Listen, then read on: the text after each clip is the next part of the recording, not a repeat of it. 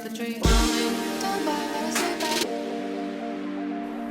everyone, welcome back to my YouTube channel. My name is Elijah Maswanganyi and I'm yet back with another video on the book that we were talking about last time. If you're new to this channel, please subscribe, like, and do comment, so that we can interact.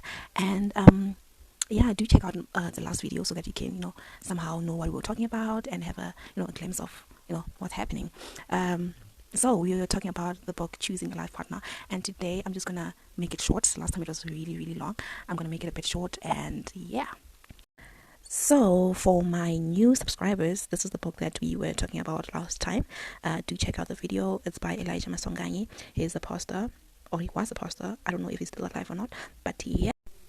So last time we went through the introduction where he stated 4 reasons why he wrote the book. The first one, he said he loves young people. Secondly, he believes in marriage. Thirdly, young people must know about marriage because at home they seldom tell them about it. Society confuses them. The church can help them, but it seldom does. So on chapter 1, he spoke about what young people are. Basically, he was just explaining what he thinks young people are. If you want to know more about that, please go to my previous video and check it out so that you can be a bit informed about what I'm talking about today. So yeah, he was basically just explaining what young people are. And then chapter 2, he spoke about starting at square one. Basically, he was just talking about, putting God first, having a relationship with him, a proper relationship with him, and being a Christian, living a Christ-like lifestyle. And then he explained what a life partner is. He explained what a marriage is, a Christian marriage. Yeah. Chapter 3, he spoke about the problems facing youth in choosing a life partner. He spoke about what the Western people think, the Eastern people in Africa. So it was just different cultures. And then he spoke about the role of the Christian home, the role of the Christian church, the failure of society, the lack of seriousness among the youth. Yeah, he spoke about a lot of things. Please do go back to my previous video and check it out. And then he spoke about the role that girls have, because people tend to think girls don't have a say in relationships. In chapter 4, he was just giving us ideas on how to choose a life partner. There were like 10 questions you must ask yourself. So for chapter 4, these were the questions that he asked. So these are the questions that you must answer faithfully, honestly, and sincerely for yourself, when you're choosing a life partner, because the mistakes that people are doing. So these are the questions that you must ask yourself. You can do this at the end of the video. You can take a screenshot now. Yeah. So now we're going to be continuing with the chapter. So today we're going to talk about the wrong motives people always have when choosing a life partner, and then we're going to also look at the right motives that we should have when choosing a life partner. I'm going to try and be short, but I paper razor, so I don't know. So what are the wrong motives? The first one is parents. Parents tend to, put a lot of pressure onto us and be like, oh, look, the neighbor's child is getting married and he is younger than you. What are you still doing? What's wrong with you? You have to make me proud. Go and get married. And then they say all those things, putting pressure onto us, forgetting that it's our lives. It's our lives. We're going to be miserable for the rest of our lives. So be careful with that. Okay, try to be respectful with your parents, but then don't fall into that trap. Don't get married because they say you should, right? Sometimes our friends are the ones that are putting pressure onto us. It might be direct or indirect. Okay, direct could be that they're saying, hey, you're too old, get married. Oh, look at that girl, you should get married to her, or whatever. And then indirect could be that because they are getting married, you feel like you should get married. Don't do that. Don't do that. Like, this life is yours alone. It's your journey, your race, right? Yeah. And then there are also social handicaps. It could be that you want to get respect from people, because there's this thing, Yoguti, you'll be more respected if you are married. Don't do that. We also have spiritual misunderstandings. Someone might think if they get married, they won't play around anymore. More like maybe they were cheating while they were younger or whatever. So they think if they get married, they will be settled. And that's not the case. I mean, change is change of behavior. Like, you have to tell yourself, I'm going to change. Not that because I'm married, it's going to stop me from cheating or from playing around. It doesn't work like that. And don't be like, you're settling because you don't want to lose someone. Maybe a girl likes you and you feel no one has liked you like that before, and then you decide to marry them when you don't love them. Sometimes we settle because of temporary feelings. Just meeting someone and instantly you feel, wow, this one is the person for me. I'm definitely marrying this person. Just because maybe of how they look or chemistry or or how you click. It doesn't work like that. You have to get to know that person on a deeper level, because temporary feelings can be very misleading. And then again, we have misunderstandings about the relationship. So people tend to get into relationships so that they can be sexually active. Maybe they might be waiting before marriage and they're like, you know what, I have to be married first before I get into such things.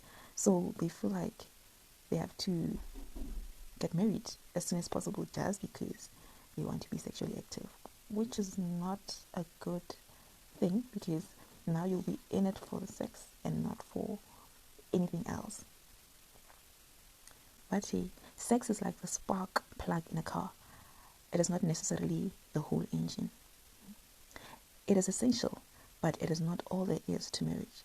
So don't go into marriage just because you're sexually attracted to someone, or you're physically attracted to them, or you want to be sexually active. Physical attraction is definitely important in a relationship, especially if you want a life partner. You definitely have to be physically attracted to them, but then that is not all that has to be there. Like, it is not the major thing, but then it's part of the things that are needed, right? Elijah says young people should avoid flirtation. Hey, because sometimes we tend to give other people false hope. We tend to be so flirtatious, like, saying all the right things, misleading the other person. The person is there thinking, wow, this person loves me, or this person thinks we are going to have a future together. But then, when are you just saying it because you're pushing time? Or you just saying it because it's fun or something? And I just says, stop with the flirtation, because now you're misleading someone. They're going to be hurt for their entire life. And when you were just playing around, you didn't mean it. Meaning you didn't mean it when you told them you love them. The last wrong motive is commercial gain or professional status. Sometimes we get into relationships or into marriages because maybe our parents are in a business deal or something, and you have to get married to the other person's son because of business, apparently, and not because you really love the person. Sometimes it's because you are poor and you feel the only way out of poverty is through marriage because the other person is rich. You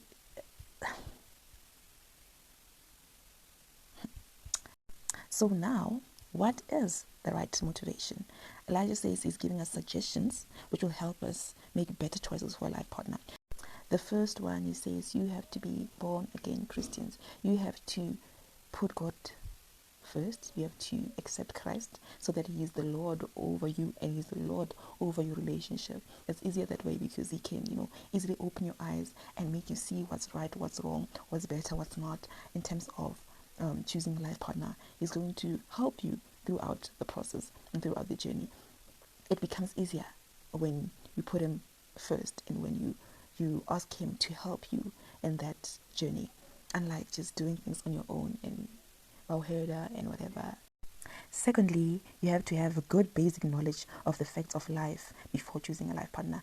This you can get from church or from home or whatever, but you have to know what life is in general. You have to know what happens in life. You have to be realistic. You have to, maybe put yourself in some shoes and, try to see things in all perspectives. Try to make scenarios and ask yourself how you would react in such scenarios or whatever. But you have to be realistic and, know what's happening in this life.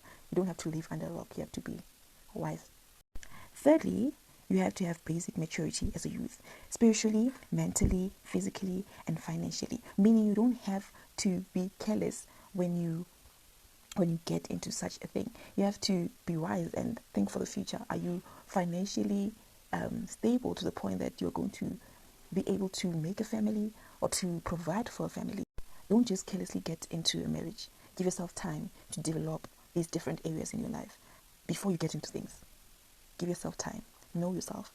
Develop yourself. Number 4 is that you have to make the decision on your own. It shouldn't be because your dad says this is the person for you, or your friends are saying, ooh, look at that body, or the church is saying this one is right for you. This one is the one for you. No, It has to be you. It has to be your own choice. You have to be sure that this is the person that I want to marry. This is the person that I want to spend the rest of my life with. It's a big thing. It's the rest of your life. So you have to be sober when you're making such a decision.